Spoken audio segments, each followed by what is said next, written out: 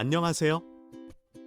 한성 이마기넌스 김포공항조의 세대 통합형 식사 동행 서비스 할머니 밥약 프로젝트를 발표하겠습니다. 저희 조의 이름인 김포공항은 김씨가 4명이고 4명 모두 공학을 전공하여 지어진 이름입니다.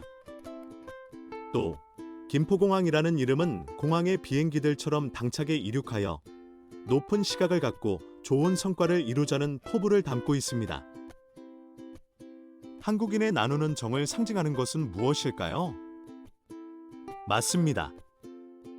밥 먹었니? 밥 한 번 먹자라고 안부 인사를 묻기도 하듯이 한국 문화에서는 예로부터 밥은 단순한 식사가 아닌 정을 나누는 매개체였습니다. 우리는 먹으면서 마음을 나누는 문화 속에서 살아왔습니다. 하지만 지금 주변을 둘러보면 혼자 밥을 드시는 분들이 너무나 많습니다.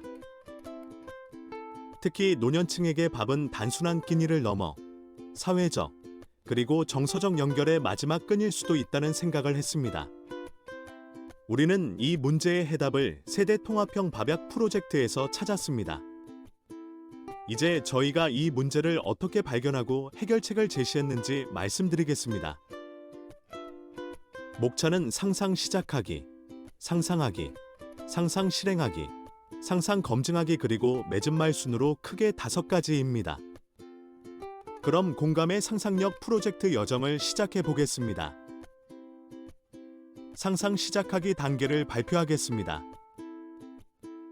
저희는 현재 한성대학교에 재학하며 성북천 앞에 항상 외롭게 혼자 계시는 어르신들을 많이 보았습니다. 저희는 이러한 어르신들을 관찰하며 어르신분들은 어떻게 밥을 해결하실까? 라는 공감의 상상력 질문을 던져보았습니다. 그래서 이를 더 자세히 심층 분석하였습니다. 자료 조사를 통해 성북구의 상황이 심각함을 파악했습니다.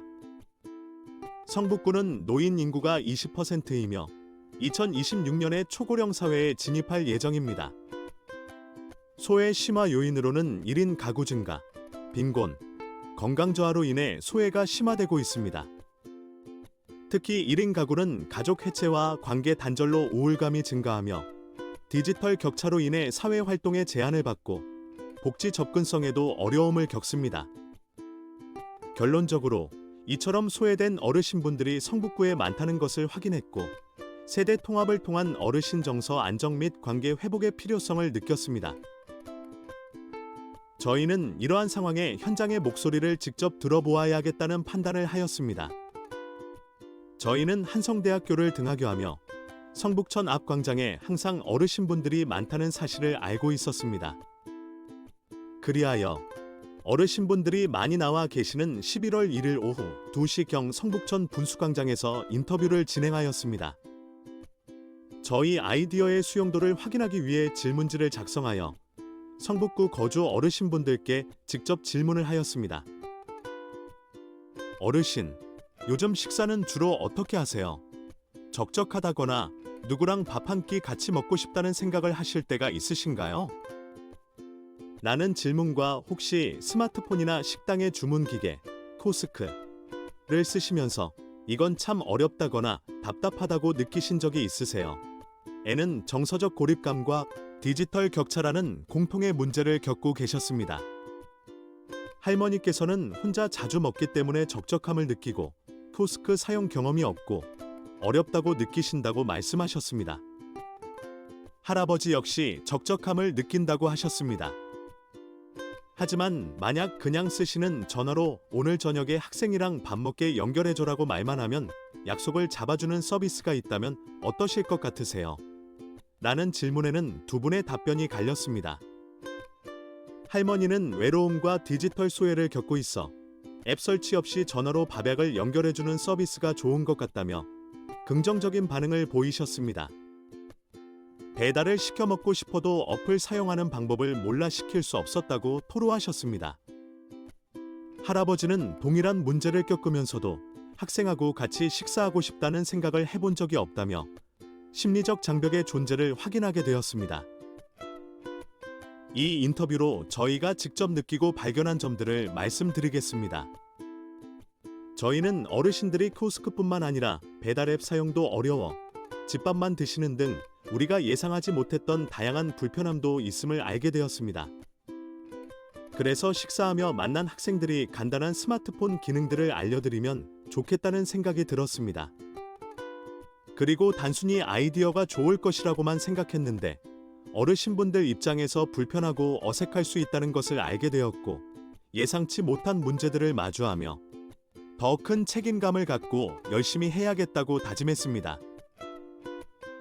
이제 상상하기 단계로 넘어가겠습니다. 먼저 문제를 정의하기 위해 하우마이트 위기법을 활용하여 어떻게 하면 우리가 노인 소외를 해결할 수 있을까? 라는 질문에서 아이디어를 시작했습니다.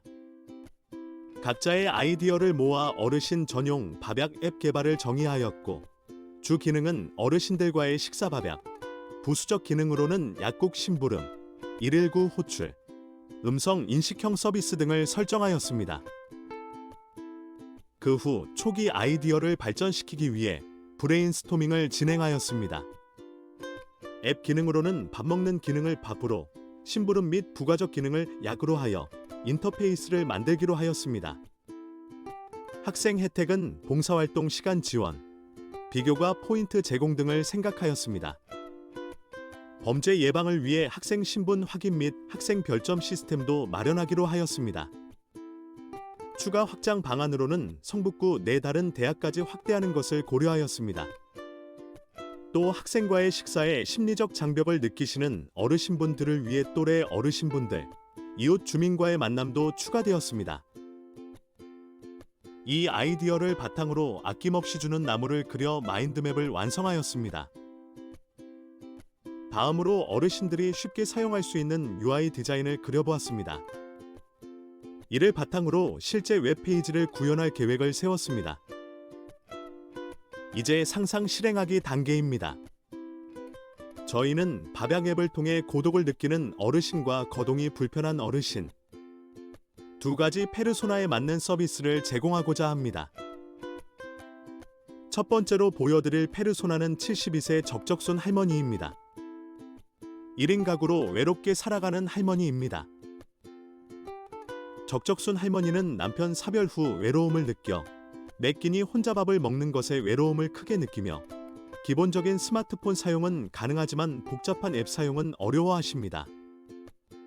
할머니는 앱을 통해 학생과 함께 식사하며 정서적 외로움을 채웁니다. 두 번째로 보여드릴 페르소나는 고동민 할아버지입니다. 82세 고동민 할아버지는 무릎 통증으로 거동이 불편하여 약을 타거나 무거운 생필품을 사야 할 때 어려움을 겪습니다.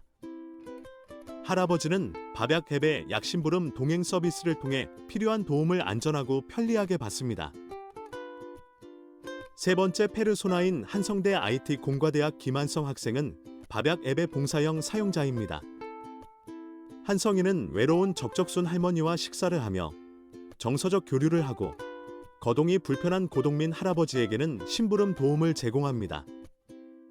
이처럼 학생은 봉사 및 포인트를 받고 어르신은 고독감 해소와 필요한 도움을 얻게 됩니다. 이와 같이 페르소나 3명을 설정하여 서비스 흐름에 대한 스토리텔링을 전개해 보았습니다. 적적순 할머니가 밥약 앱을 통해 한성이와 식사 매칭을 신청합니다. 고동민 할아버지도 앱을 통해 약국 심부름 도움을 요청합니다. 이로 인해 대학생인 한성이가 도움을 주고 비교과 포인트나 봉사시간 등 혜택을 얻습니다. 이로 인해 모두가 윈윈하는 구조가 완성됩니다. 저희는 자바를 사용하여 안정적인 백엔드 로직과 데이터 처리를 담당하게 했고 KSS를 활용하여 어르신들의 사용성을 최우선으로 고려한 직관적인 인터페이스를 디자인하여 실제 웹을 구현하였습니다. 이제 자세한 디자인과 어플 사용 방법을 설명하겠습니다. 저희 어플리케이션의 로고는 다음과 같습니다. 밥약이라는 저희의 취지에 맞게 밥그릇은 할머니 얼굴로 표현하고 위에 흰밥을 할머니의 머리로 표현해 보았습니다. 그리고 여기 보이는 밥약이라는 글자는 저희가 만든 어플의 이름인데요. 저희의 주된 기능인 어르신들과 함께 식사하는 기능을 밥으로 하였고 이외의 약국 서비스와 구급자 호출, 심부름 같은 부가 서비스는 약이라는 글자에 함축하였습니다. 이 둘을 합쳐 밥약이라는 글자가 탄생하였고 또한 밥약이라는 단어는 밥 약속이라는 뜻도 가지고 있습니다. 로고를 누르면 다음과 같은 초기 화면이 나옵니다. 사용자가 어르신이라는 목적에 맞게 글자의 크기는 최대로 키웠고 복잡하지 않은 단순한 디자인을 사용하였습니다. 밥 버튼을 먼저 눌러보겠습니다. 보시는 바와 같이 학생, 주변 이웃, 자원봉사자 3개의 선택지가 등장합니다. 학생을 눌러보겠습니다. 그러면 다음과 같이 어플에 등록된 학생들과 학생마다의 별점이 나타납니다. 이 별점은 범죄 예방과 어르신들의 심리적 장벽을 낮추기 위해 추가된 기능입니다. 어르신들은 이러한 학생이나 주변 이웃, 자원봉사자의 별점을 보고 상대를 선택할 수 있습니다. 이제 이 중 한 명을 선택하여 밥약 신청을 보내기만 하면 됩니다.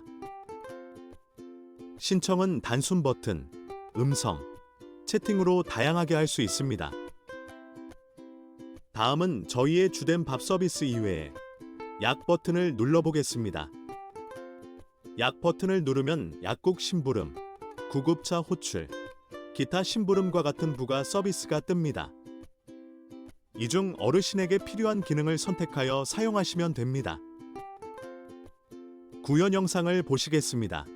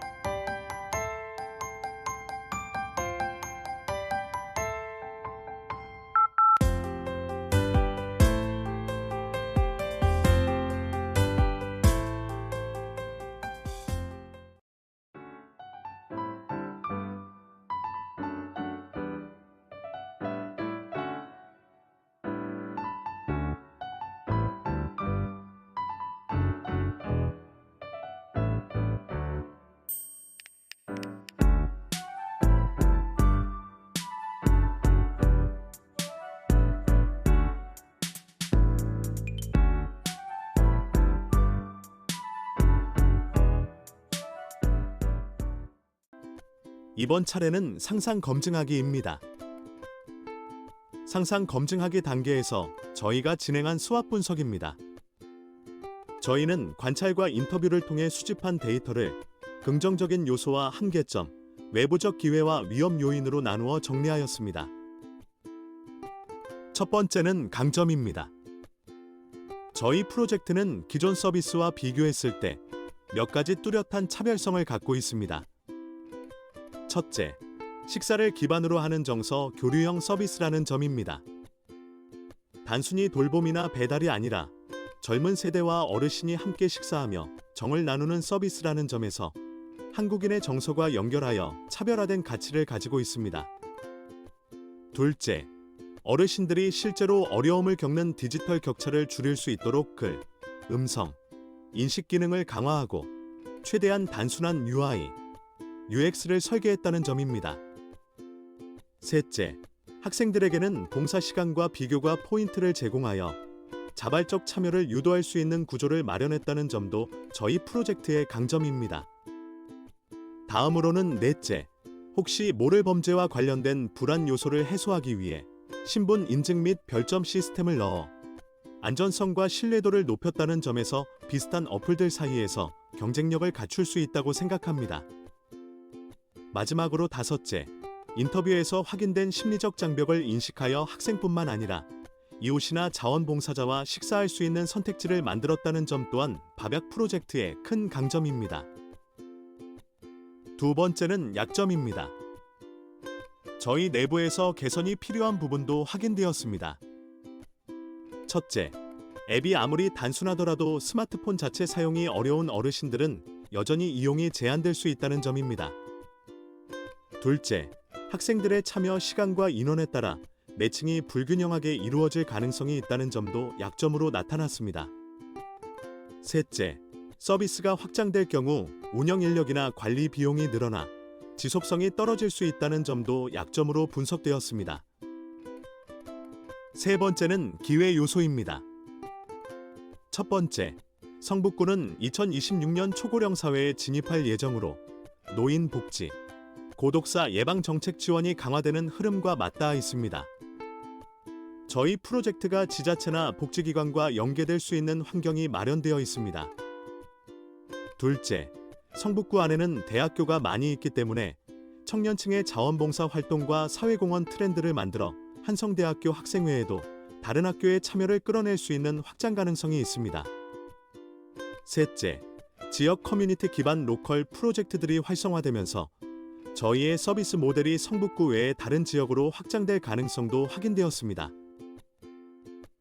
마지막은 위험 요소입니다. 첫째, 서비스 이용 과정에서 만약 안전 문제가 발생하게 되면 전체 서비스의 신뢰도가 크게 하락할 위험이 있습니다. 둘째, 일부 어르신들은 건강이나 이동 제한 등 외부 요인 때문에 지속적인 서비스 이용이 어려울 수 있습니다.